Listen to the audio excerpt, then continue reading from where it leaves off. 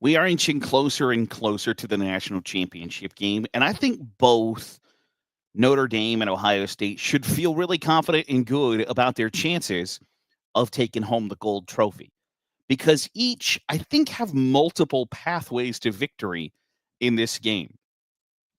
But on the other side of that, I think both teams have to be worried about one really big specific thing.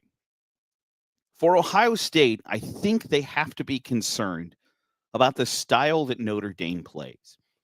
Because when you go back and look at the teams that Ryan Day has lost to as Ohio State's head coach, and especially maybe the more high profile losses, like against Michigan, their losses come to teams who are very physical, control the line of scrimmage, control the football, and try to make Ohio State's offense sit on the bench. And that is kind of what Notre Dame excels at this year. It's a lot of, for lack of a better term, ball control offense. Their defense forces turnovers, which at times Ohio State has been susceptible to commit. But they win the point of attack. That is how they have been successful since they lost to Northern Illinois. They play a physical brand of football. They run the football, throw when they have to, and then defensively stiffen their backs, rush the passer, force turnovers to set their offense up with short fields. That's the name of their game. And if you were to draw a blueprint of how to beat Ohio State, I think that's it. I think it's we're going to run the ball. We're not going to put ourselves in a situation where Jack Sawyer and JT Tuimoloau come off the edge in obvious third down passing situations. And our defense puts our offense in really good positions. Ohio State's biggest loss this year, outside of the loss to Oregon where you lose by 1 point on the road, they lost to a Michigan squad who was good on the defensive interior, set their offense up for short fields, and won the point of attack. And so Notre Dame has kind of been a Michigan light in that category, where they're not as bully ball, so to speak, like the Wolverines were last year, but it's not far away from that. It's not far off from, hey, this is what we want to do. This is our identity. This is who we are. And we know that our opponent knows that about us. And yet, we're still going to show up, and that's the brand of football we're going to play.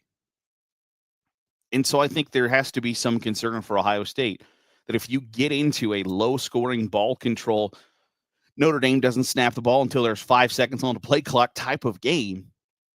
In my opinion, I think that's going to favor Notre Dame. Now, on the flip side, for the Irish, I don't think they've been tested on the outside in the college football playoff. Indiana tries to get the football to the outside, but it's not down the field. Curtis Rourke was hindered in that game for Indiana against the Fighting Irish, so they didn't really have the ability to get the football to the outside. They didn't have the football they didn't have the ability to drive the football downfield. And that'll put Notre Dame in a position defensively to play to its strengths.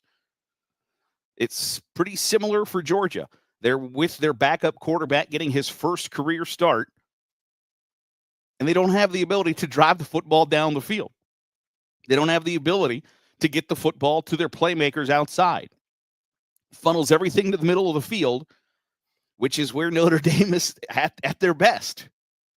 And then you get to Penn State. Their wide receivers did not catch a ball, did not catch the football. Drew Aller threw the ball to backs out of the backfield and their tight end.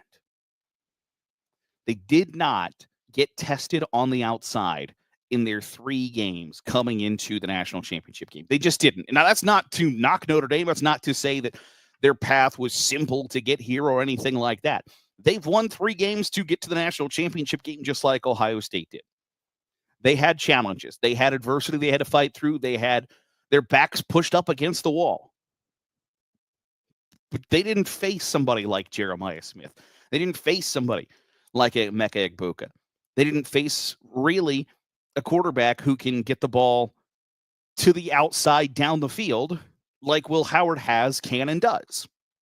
And so that has to, I think, be a concern for Notre Dame going into Monday's game.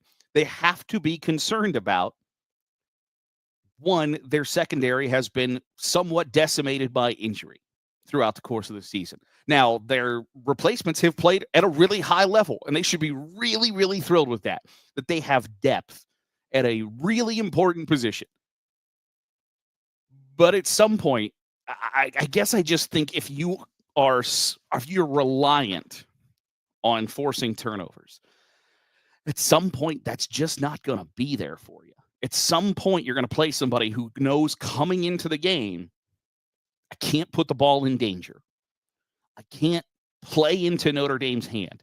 And it's going to be talented enough, smart enough, and equipped enough to say, I'm just not going to give Notre Dame the ball. I'm not going to be the reason we lose the game. It's somewhat similar, I think, to teams that, you live by the three, you die by the three in basketball. If you shoot a bunch of threes, sometimes it's just not going to be there for you. And I think it's somewhat similar to that in football when you're so reliant on setting your offense up with short fields by turning the ball over. And if you don't have the playmakers outside to combat Ohio State's playmakers, because it's going to be a somewhat whole different level than what Penn State brought to the table, than what Indiana brought to the table, than what Georgia brought to the table. Notre Dame was, I'm hesitant to say this, Notre Dame was lucky that they played the teams that they did when they did, that they got an Indiana team. Now, I'm not saying, because I would have picked Notre Dame to beat Georgia if Carson Beck played.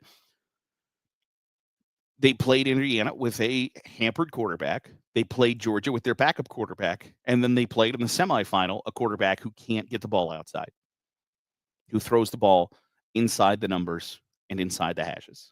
He just doesn't throw the ball downfield, doesn't throw the ball outside the numbers. Ohio State isn't that. And so I think when you're playing at some positions, backups, or maybe guys that you didn't expect to play as big of a role as they have this year, coupled with really talented players and an offense who is not afraid to throw the ball downfield or not afraid to throw the ball outside the numbers, 15 to 20 yards down the field, it might be a bad combo. So it's a bad combo for Ohio State to, hey, Notre Dame plays a style that we maybe don't match up with well. The old styles make fights. It's not a style I think Ohio State wants to play. On the flip side, Ohio State doesn't play a style that Notre Dame is going to match up really well with either. And maybe they will. Maybe they just haven't matched up well, or haven't been forced to match up with a style like Ohio State on the outside. So it's one concern on each side that I think has to keep Ryan Day up at night and has to keep Marcus Freeman up at night to go, how in the hell do we make sure that this isn't the one thing that beats us? And I think it's something to watch for on Monday night. That'll do it for today's episode of the Daily Huddle. I appreciate you making us a part of your day, however it is, wherever it is you're doing so. If you're watching on YouTube, hit the subscribe button. Make sure you're getting all the great college football content we're pumping out. If you're listening on the podcast feed, drop a 5-star review. It goes a long way in helping out the channel. I'll see you on Sunday for another episode of the Daily Huddle.